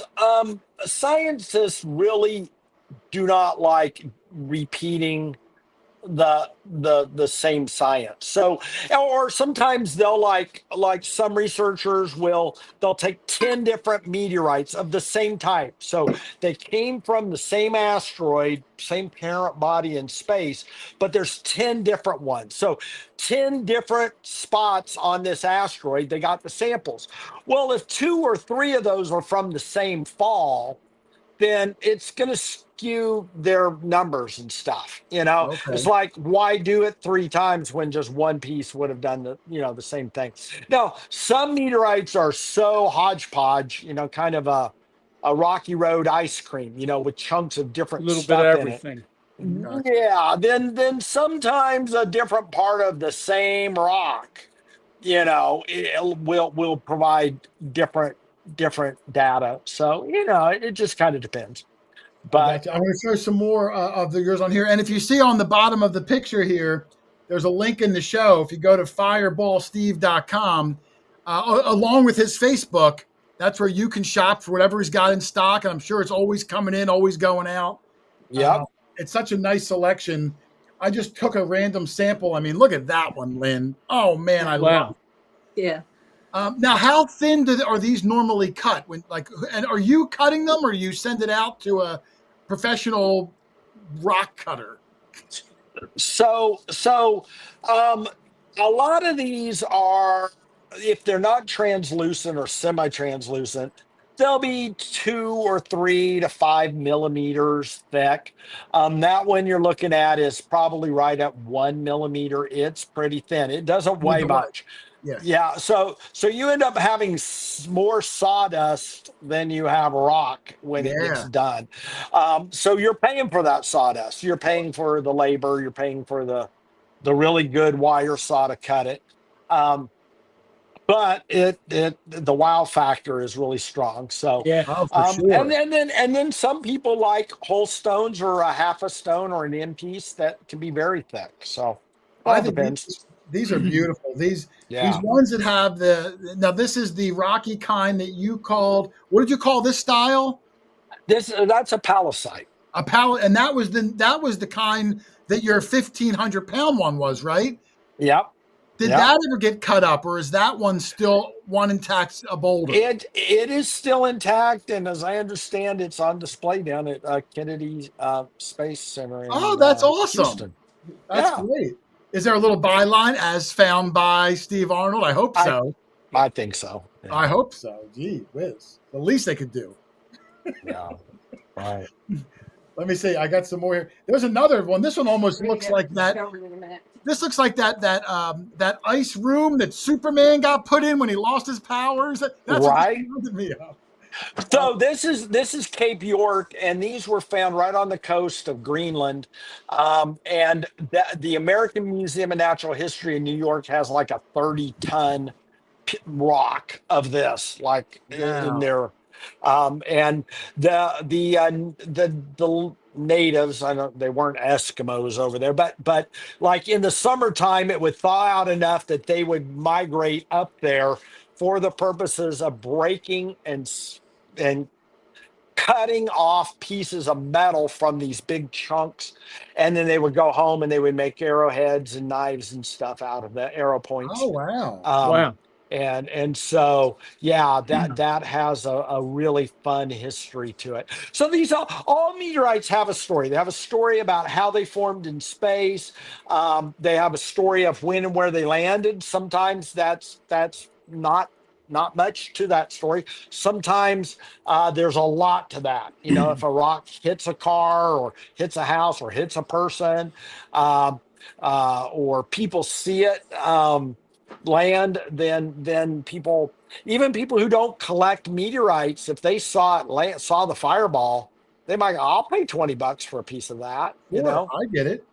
Yeah. Now, how about for as a metal detectorist, which my group is, if I were to find like an iron screw that was 100 years old in the ground, when I extract it, it's a glob of rust, and if I try to clean it, the core, that screw, just falls apart because it got compromised chemically. So if an iron meteorite fell to the earth 1,000 years ago and sat in the water, in the ground, or on the surface and got exposed to air, will that also become a big ball of rust? And if you try to cut it, would just fall apart like a screw would? Or is it a different type of chemical composition? It's a bit different. Now, the stone meteorites, after 1,000 years, are going to be in really good shape. The crust, that fusion crust, is very protective. Now, they will become, that 10% metal in the stone will leach out, and it will get. So they're black usually when they first fall, and over a little bit of time they start to get rusty, and then they'll kind of get brown, and then if they're in deserted atmosphere exposed, they'll get a patina on them, not unlike an arrowhead gets a patina over time. You can tell the difference between a freshly made arrow point and one that maybe is 500 or 5,000 years old. Because of the patina. Same way with meteorites.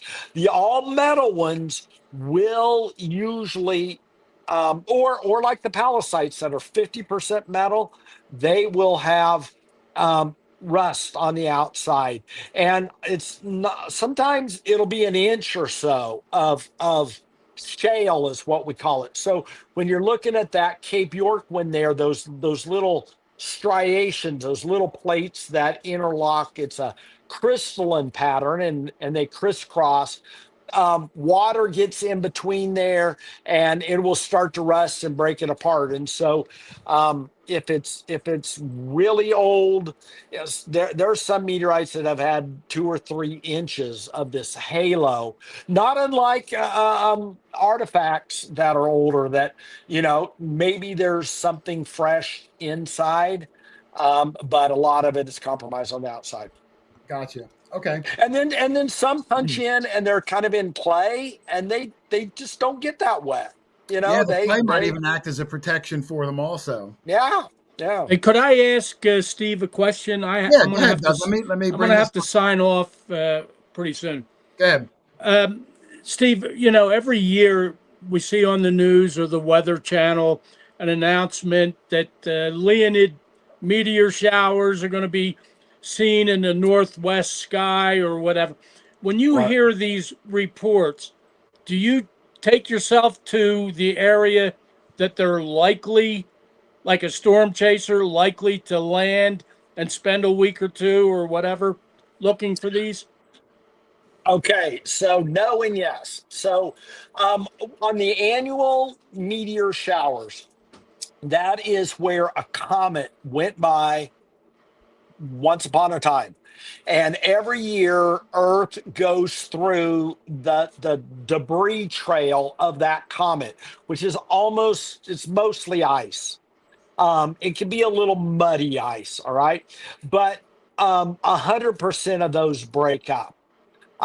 There's no, out of the 80,000 meteorites that have been classified, none of them have come from the annual meteor showers. Okay. Now they'll report them, and some of them are big fireballs, but they burn up. They burn up. Now, every once in a while, and again, there's hundreds every day. There's, as Jason was saying, you've got reports of fireballs, but once a month there's something promising will happen somewhere in the world.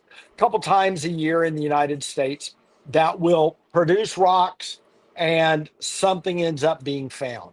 And so in those cases, then that's where you're sorting out is did something burn up, or did something likely make it to the ground? If they made it to the ground, then where? And if it wasn't over water, or if it wasn't over the Rocky Mountains, or it wasn't over government property, facility, right? Then if it's promising, then it's like, okay, do we have Doppler radar? Sometimes we use seismographs to pinpoint where it came in. GOES weather radar now that tells us where lightning strikes. So GOES satellites can pick up fireballs coming in, and that helps a lot. But really, Doppler radar is our favorite. They actually dumbed Doppler radar down. It was really good for about 10 or 12 years. And then all of a sudden, it was too good. It was too good for weather. And so they started dumbing it down. And Doppler, it goes in sweeps. And so typically it goes up, corkscrews up, taking a little slice every time it goes around, and meteorites are falling. So it'll, in a good fireball, Doppler will catch some of the rocks, and the rocks are coming down. The bigger ones go deeper, faster. The bigger ones or excuse me, the smaller ones are floating in, coming in slower. So sometimes there'll be multiple radars at different levels will catch different size pieces, and we put those together, and it's like, okay, and then where did the wind blow them after they're free falling? And then we try to pinpoint where they are and run out and find pieces. Wow. Awesome. I'm going to have to sign off. I can't wait to watch the rest of this a little later. Okay. But hey, thanks for all that great information. All right, take care, Dougie. I'll talk to you later. All right, we'll talk. I want to See get y'all. Hi, Doug. Just more from Steve's collection that at least was for sale, maybe still is for sale. Like I said, it's always changing. Mm-hmm. It all goes by the gram. I guess all of that's how you sell these meteorites. And I just wanted to go just a few more of them on just to show you what is available. Even smaller ones like this, if you can't necessarily afford or want a larger one, he had all different sizes available too. Even these really tiny ones, and these look like stone meteorites based on what you were saying earlier. Mm-hmm. I'm getting good, Steve. Yeah, you are. There's Mars. And here's some of those moon rocks, Lynn. I'll try to make this. That's Mars. That's I'm sorry, Mars rocks. Mars. These are really neat too. Do you still have any of the Mars rocks left? Yep. I've got some of those. Yeah. So all sorts of ones, and I think let me see. I have a few more of the. And those are probably like $100 pieces, and I've got smaller and bigger ones of those. Yeah, I mean, where are you going to get a rock from Mars, Lynn? You know, you get them from Steve, or you better make a space shuttle and go out and get them yourself. I guess that's the choice. And then a couple more of the beautiful. My personal favorite are these palisite, Steve. Yep. The palisite ones. Are they the ones that have the olivine in them? I think so. Yes. Yep. Okay. And that is also a slice of the Admire Secret Alpha site one. So, and this one I put that's in because, another few with the nice fusion crust on the outside of it, which now I'm going to keep an eye out for, because over the years, when I did pick up a rock and thought, oh, this could be a meteorite, it always turned out to be burnt like coke, like burnt coal.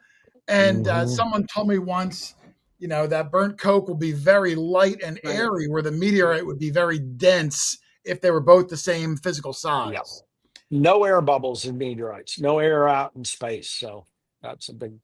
This one I love. Another, that palisite, Lynn, in his hand, this is what it looks like. But when you put that backlight up to it, I mean, just look at those. What color are they, Lynn? I'm colorblind, Steve. Are they green? Like it's olive green. Yellow orange. Yeah. That's just beautiful. Are these turned into jewelry a lot, some of these palisite meteorites? Yep. That's what I would do. Lynn, you make jewelry. You should rock some of those, Lynn. Yeah, they would be pretty cool. They bring out the color in your eyes, Lynn. And then this one I wanted to show, because this one, when I saw it on your Facebook, was really neat. Not only is this a beautiful a stone meteorite with the fusion crust and the crack, but you found this the day after your TED Talk. Is that correct? So I did the TED Talk in October.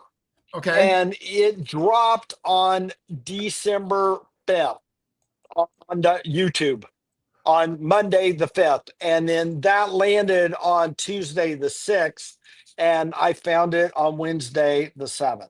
Wow. That's cool. Yeah. I just it was a busy week. Oh, for sure. And I did want to put that in there too, of a little shot. Again, you can check it out on YouTube. Steve was honored by giving a TED Talk. It's really, really good. You can check it out on YouTube. It's about 12 minutes. It really sells the experience and adventure of meteorite hunting. So make sure you check it out. And I do love the Indiana Jones outfit. Very becoming on Steve. I do. So I have a few questions that I want to ask, but I want to open it up to the audience because it's getting late. If anybody out there has any questions for Steve, I saw some earlier. Please put them back in, because I want to go through them. And I have 2 or 3 more questions, and then I'll go to any of yours. But one of them, just a fun question I like to ask, Steve, is, if you had an unlimited budget and you can go anywhere in the world to search for meteorites, what goes right to the top of your list where you think you might find the coolest, best, funkiest meteorite that you know of on planet Earth? So,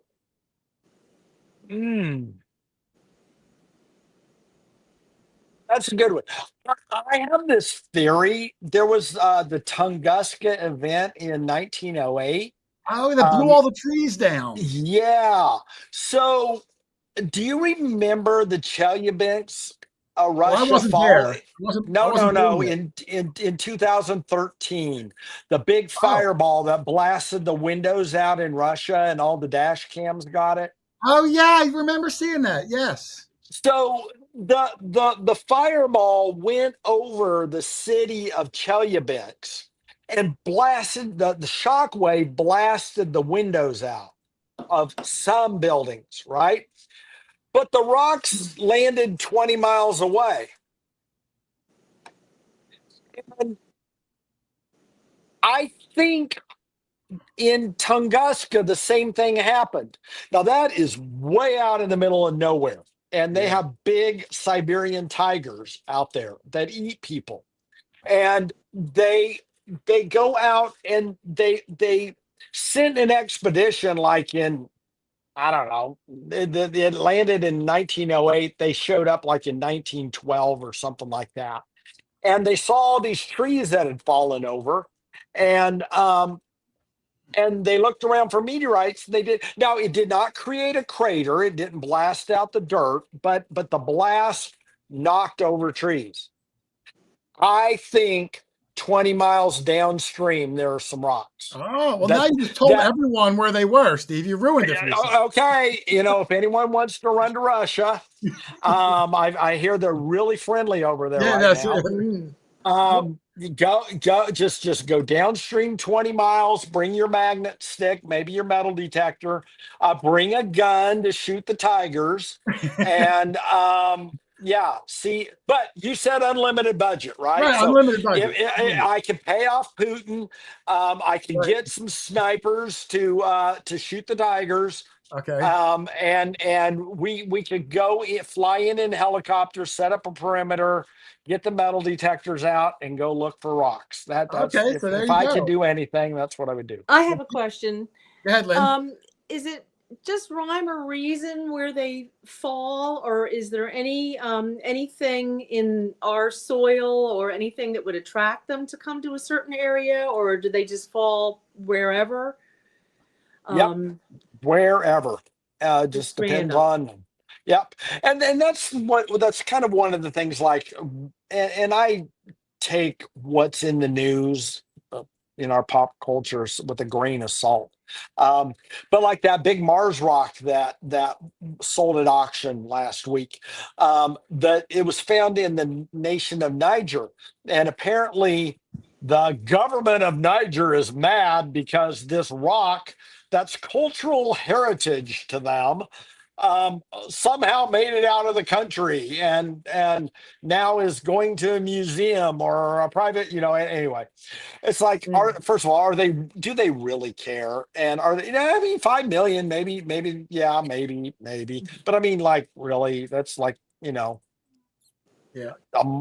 miles of blacktop, it's not in a government's budget. It's not much, but it had nothing to do with Niger or their cultural heritage. It just that's where the Earth was when it smashed into us. So just a chance.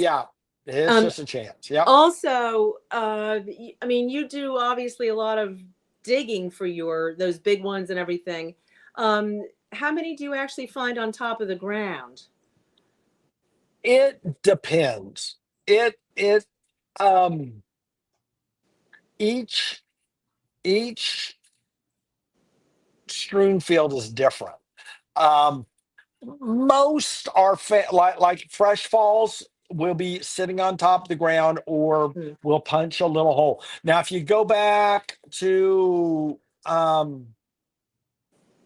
Christmas Eve, the 23rd of December, on my Facebook, I got some video of me digging up one that was a couple inches buried, but it was a 2-pound rock, which was the biggest stone meteorite, a fresh fall stone I've ever found.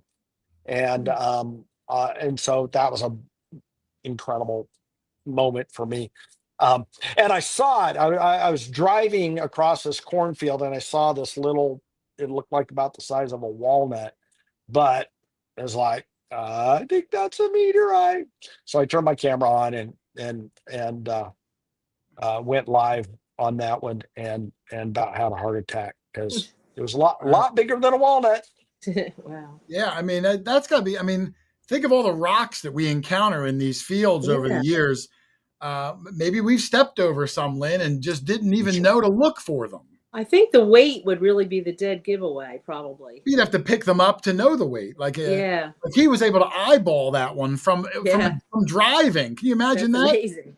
I can't even tell you. And I was crawling really slow in my truck because it was really cold out, and snow on the ground, and I'm creeping along, but so but then there's other times they're totally hidden, or they're buried, or they're just little, like the Chile episode. I built a magnet rake, like, and a sled, basically. It was 8 feet wide, and drug it behind the truck, and it sucked all these little meteorites up by the magnets. And good thinking. So different places, different tools, different skill sets. I got a question in the chat from 5 Mile Relic Hunter wants he wants me to ask you if the Kansas City Chiefs are going to win it all again. I'm guess you're a hoping. fan. I'm a very big fan. I think they got a good shot. I really do. Uh, it looks like the Chiefs have too many good receivers this year. Like we're going to have to cut some receivers that are going to get picked up by other teams because they're so good. And we've got a new left tackle that's really good, which has been Pat Mahomes' Achilles heel really the last 2 years. So if you give Pat Mahomes an extra second and you give him a couple more receivers that are great, look out. But Denver's looking really good, and the conference, the Chargers and even the Raiders. So I don't know. We'll All see. right, well, I'm going to root for him on your behalf, Steve. Okay. Here's a good one from Larry Stevens. I'll bring this one up. Have you ever hunted rock piles that the farmers pick up with their rock pickers, or maybe on the edge of the field when they stack them up? Is that a place that's worth looking at? Yes, I have. I've not found anything, but I have looked there. If you, especially in an area, if you're in a stream field and you know other rocks have been found there, now there's a whole lot more little rocks than there are big rocks, and so it's limited in that. But that used to be. I mean, from what I've heard from the farmers, that used to be punishment for, they used to not spank the Yeah. kids. They used to just make them go out in the field and pick up rocks for 5 hours. And that was their punishment. And so, yeah, if you find those rock walls and you've got a detector in your hands, yeah, run over with the detector. Yep. I have a question. What's that, Rich? I said I have a question. Yeah, Rich. So we have the Mars rocks and the Moon rocks and all that. How do we know that they're from Mars? Couldn't they be from anything out in space, from anywhere at any time? No, not anywhere. But they could be from multiple places. So, a couple things. Oxygen isotopes. So oxygen changes the farther it gets away from the sun, and they're able to tell, oh, this oxygen is from where Mercury is. This is where Earth is. This is where even the moon's a little bit different. And then you get out close, and then so now it's possible there could be an asteroid really close to Mars, but and the oxygen be really close, but usually the Martian is volcanic, and it's like only 1.5 billion years old, so it's young, and there are very few volcanoes in our solar system. And so the Viking lander got back in the 70s got some data on what Mars rock consisted of mostly, and they kind of guessed that certain meteorites were probably Mars rock, and that was like, okay, yeah, now we know. And now, yeah, we there are certain areas of science where the scientists will argue with each other, and even in meteoritics, they don't agree on everything. But all the meteoriticists agree 100%. The moon rock is from moon, and we know because we got moon rock. There's stuff that's not in moon rock and there's stuff that's exclusively in moon rock that we know 100%. Yeah. Right. On those. Interesting. So, yeah. I got a last picture here before, and I'm going to close the photos out, Rich. This one is pretty neat. This is, I'm sure Steve knows. This is, from what I found, this is the largest meteorite ever to strike the Earth that we know of. This is called the Hobo, Steve? Hoba. Namibia. And this meteorite, when I read it, left no crater. It came in on such a low angle, it didn't leave a crater. Look at the size of it. There's two human beings on there. Granted, they're children. Didn't even make a dent. It made a dent. It made a dent, but not a crater. Right. Right. So a high velocity impact crater would have enough energy that when it hits, it comes back on. It not only blasts out the Earth, but it rips the rock apart into shrapnel. And nope, that one did not get ripped. And there were no other pieces of that found around. There Oh, might so be it didn't other. break up. There might be other pieces around hidden under the ground, but none that we know of yet. Wow. Yeah, and someone else said, I noticed that too. Someone said meteoristicis. I think he made that word up. I know. I heard you say that too. I chuckled. Plus, I'd never heard that word, that term before. How did you say it? Meteoristicists? meteoriticists. Meteoriticists. Never heard that. I thought that was good. Um, and then I want to close up. I'm going to go for any more questions. The reason is meteorologist is already taken by the weather people. That's true. That's true. And it really should apply to what you do, which would be much more, But they study meters, right? So they're oh, okay, those kind of meters. They're not yeah. nearly as sexy. Yeah. And there's a question from Jay Cook. Does New Jersey have any meteorites? Now, I'm assuming that they fall in every state all over the world, but are certain states better at finding them because there's less erosion or maybe less vegetation? I'm guessing, like you said, the deserts are hotbeds of finding them. But if you're like in the Amazon, you're probably gonna have a hard time finding them. Is that the case where the terrain really plays a factor in Sure. how many get found?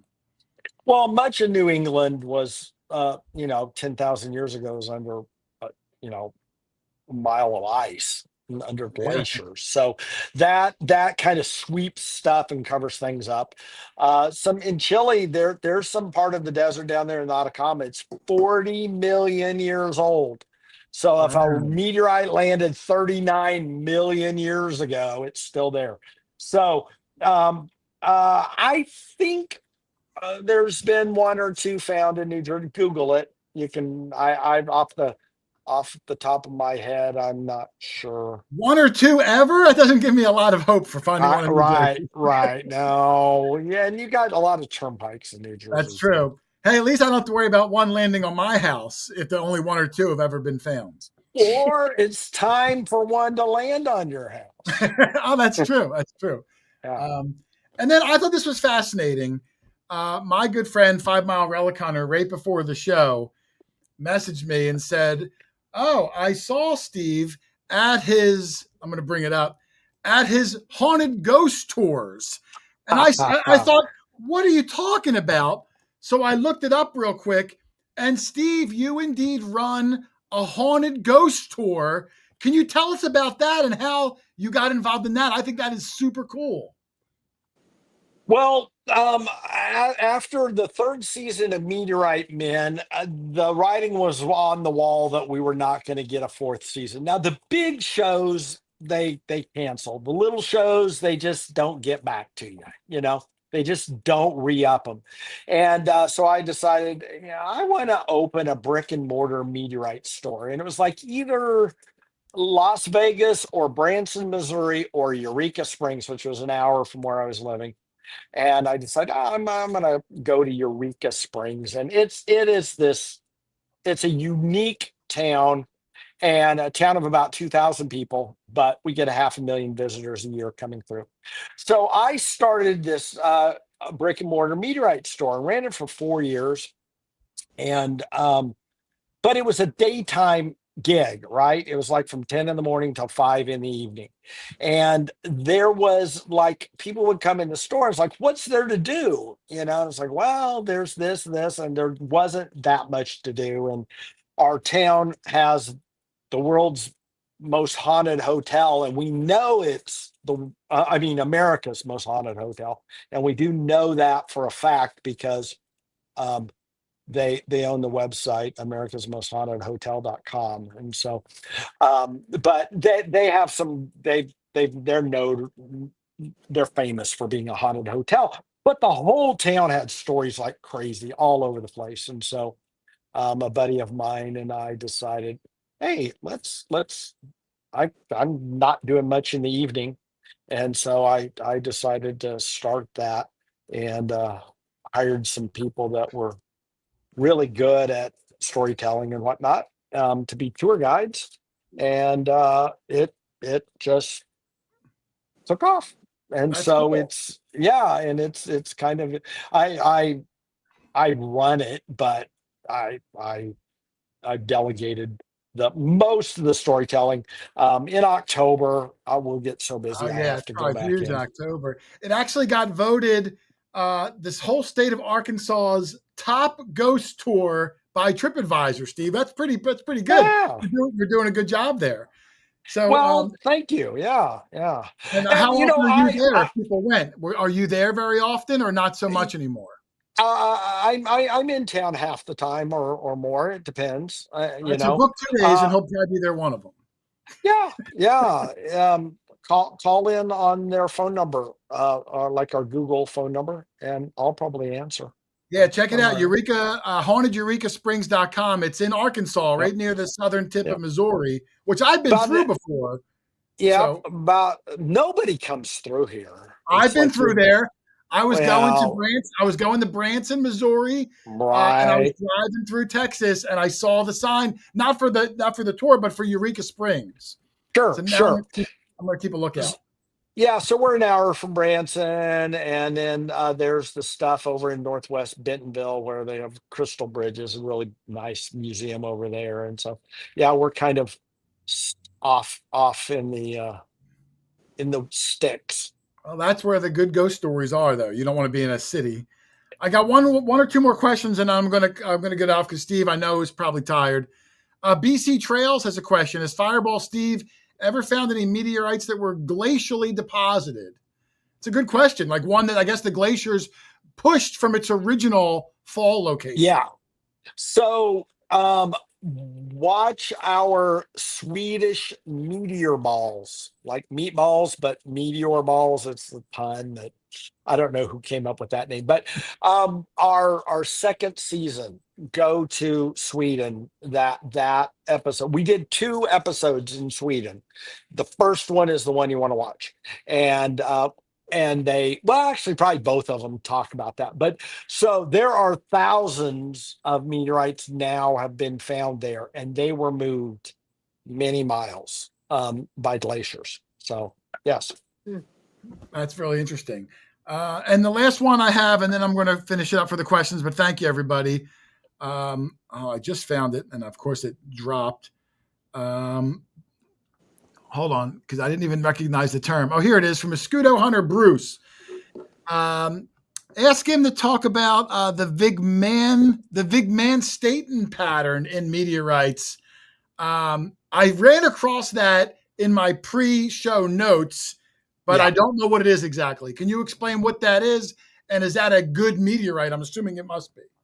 So the pattern you saw on the Cape York one we were talking about, that all iron meteorites, most of them have a Widmanstatten, which is spelled with a W, or if you're Angloizing it, it's Widmanstatten, but Widmanstatten, it was the scientist who came up with it or discovered it.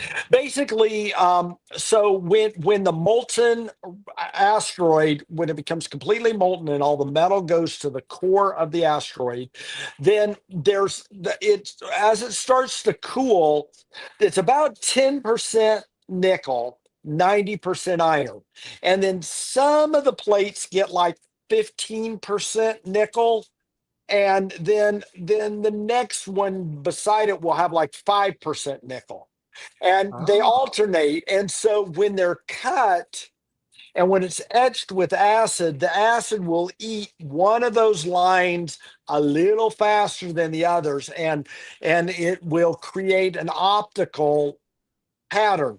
If you leave it in the acid a long time, it'll get you. It's like a fingernail file. It's that the relief is that big. But so it's an octahedral 8-sided crystal, and that's unique for meteorites. It is a tell. It is the composition and the width of it will be different in different meteorites, and some of them are similar amongst different rocks. But so it's the fingerprint kind of uniquely no, it going makes by. it look good. Yeah, Yeah.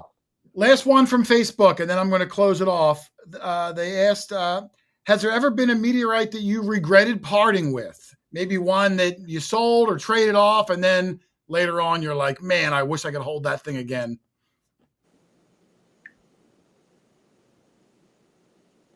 Not really. Okay. I don't have a collection per se. So I don't compete with my customers. So if I find 10 rocks and the best one, a lot of guys who do hunt, a lot of dealers, they got the bug to collect. Yeah. And and that's fine. That's wonderful. But not me. So if it gets in someone's hands who loves it and appreciates it, then I'm happy. And it gets me money and pays me to go back out and do it again. Now, I've sold some for too low of a price, and later it turns out to be worth a lot more than what I sold. I regret that, but yeah, that stinks when that happens. I've done that before too with an old book once. I sold it for like $100 and I found out it was worth like $1,000. I was mad. But Steve, I want to thank you very much for sharing your evening with us, talking about meteorites, helping set us straight. Rich, I asked you earlier if you thought you would know more or less after the show. How confident are you now that you might at least recognize a meteorite when we're out walking these farm fields for hours at a time? I think I recognize one. I know a lot more now than I did 2 hours ago. All right, that's good. I'm going to give you 2 months. If you don't find one, you're off the team. Okay. All right. No, but Steve, thank you very much, man. I really appreciate it. Again, if you guys want to check him out or pick some meteorites up for yourself, you can go to fireballsteve.com or go to his Facebook page, which Teresa had in the chat. I'll have a link to that in the description below. It seems like there's more of a selection on there. It's probably hard to keep up because they're going out and coming in so fast, but act quick. There's the link from Teresa. Thank you. So make sure you guys check it out. And that was the wrong link, but it's in the show. There it is. So Steve, again, thank you very much, my friend. I'm going to be keeping an eye out for some of your fun antics. And who knows, maybe Meteorite will be back on the air soon, because what a fascinating subject, and you guys really brought it to life. Thank you very much. I've thoroughly enjoyed this. Well, thank you. I appreciate it. So if you want to just hang in the back for 1 second, go to the bathroom. We're going to close the show out. But thank you very much for coming on again. Everyone, the great Mr. Steve Arnold, professional meteorite hunter extraordinaire. Oh, there it is, Rich. What do you think? Oh. That was awesome. I want to find one. Probably not in New Jersey, like he said, but you never know. It's amazing that he's gotten so good that he can spot them while in a moving vehicle. Yeah. How many rocks do we see where, like anything, you develop that eye where you can tell what it is from, quite a distance away, and go walk over and pick up one rock out of, a sea of rocks. And, I bet he probably is right most of the time too. What an incredible skill that must be. You're right. So, but Lynn, my throat's getting sore.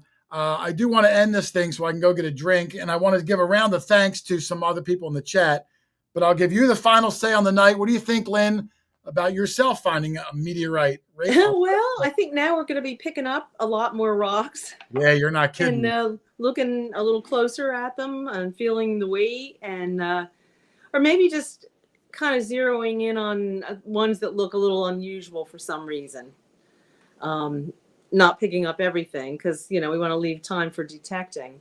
Well, like I said, we can do both, which is nice. But I mean, I would love to be able to walk down and get a rock, and maybe after a cut and a polish, would look like that. I mean, that's amazing. Yeah. And, they really could be anywhere. So yeah, I'm definitely going to keep an eye out going forward. And now when my detector makes that low grunt sound, and maybe I wouldn't give it a second thought, maybe I'm going to put that shovel in the ground and see what happens. Yeah, I wonder what they would ring up. It's predominantly iron. So probably pretty low. I mean, I found cannonballs that would ring up a number that you wouldn't even stop and dig. But if you're at a spot where there was activity, you do. Or if you're at a spot where there was a meteor that flew over, then you do. It all comes down to, the history of that area and knowing where you're at. Right. So, Yes. Rich, any final thoughts before we get out of here? Oh, that was just very interesting, and I didn't know how many are found all the time, all over the world. It makes sense because they've been falling for way longer than forever. But Hmm. I um, wonder how many are at the bottom of the ocean. Like if you could drain that ocean, Oh, there's got to yeah. be 100 times the amount. millions and millions. Yeah, I mean, who Right. knows? So, and who knows? Maybe that's what causes like some of the big craters in the ocean. Some of those trenches. Maybe they were from old meteor showers. Who knows? That's Yeah. it. So, Wow. all right, we're going to wind it down, though, guys. I'm tired. I do want to say a couple last hellos I saw in the chat. Luis Villarreal, because I just like doing that R sound. I don't do it very good, though. Amanda Collins, Adrian Tucker, Dirt Hogs Metal Detecting, Sue Ramsey, Kraft Mofinzi, Chris Heimsoff, Smokin' Louie, Bill 447, French Creek Detector, everybody. Thank you for joining us. So on behalf of me, Rich, Lynn, Charlie, Dog Tag Doug, and of course, Steve Arnold, thank you for watching, everybody. Happy hunting, and we will see you on the next one. Later. Good night. Right.